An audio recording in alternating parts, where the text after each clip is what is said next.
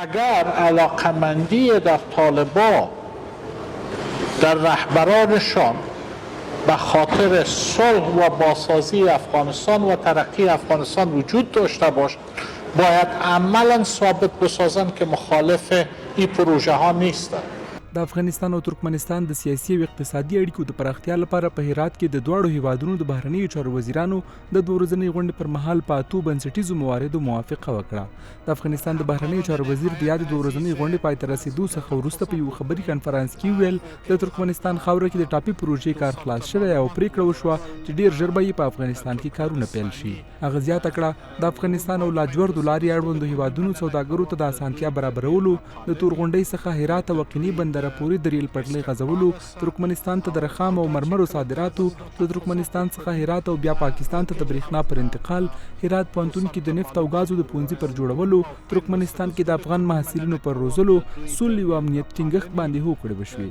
حنیفت مر همداراز پر وسلوالو طالبانو غږ وکړ چې د ملي او بنسټیزو پروژو پر وړاندې د خنډونه نه جوړوي او د نورو په اشاره د خپل هیواد نه ورانوي.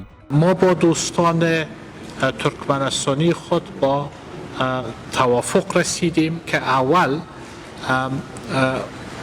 زیربنای خط ریل در تورغوندی ارتقا ببخشیم به سطحی که این مستقیما روی تجارت مفید بین دو کشور و اتصال افغانستان به خط لاجورد کمک بکنه و در گام بعدی مطالعات خود تکمیل کرده تا خط ریل از تورغوندی به هرات عزیز خود برسانیم. د ترکمنستان د بهرنیو چارو وزیر رشید مرادوف هم وویل چې هیواد له افغانستان سره د اقتصادي او سیاسي اړیکو پراختیا ته لیواله دی. د اقتصادي چارو یو شمېر کارپوهان هرات ته د ترکمنستان د بهرنیو چارو د وزیر سفر خورا مهم ګڼي. وایي د منځنۍ اسیا ګاونډیو هیوادونو سره د افغانستان سوداګریزې اړیکې ګټورې دي. دوی وایي د یاد سفر پر مهال په کومو مواردو چې پریکړې وشوې ټولې د افغانستان په ګټه وي. د افغانستان او ترکمنستان ترمنځ اقتصادي هوکړو هرکلی کوو.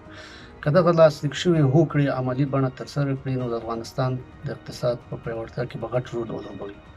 د حکومت څخه غوښتنه کوو چې د منځنۍ اسیا هیوادو سره اقتصادي اړیکې لا پیاوړې کړي. په ټولنیزو رسنیو کې هم د هرات د دوه ورځنۍ سیاسي او اقتصادي غونډې هرکلی شوې او له حکومت څخه غوښتنه شوې چې د ترکمنستان، تاجکستان او ازبکستان سره په اقتصادي برخه کې تړونونه لاسلیک کړي. دوی همداراز په خپلو لیکنو کې له وسلوالو طالبانو څخه غوښتي چې د هیواد د سترو اقتصادي او بنسټیزو پروژو پر وړاندې درېدنه نه کوي او د ټاپي، ټوټاپ او نورو پروژو تطبیق لپاره د زمینه مساعده کړي.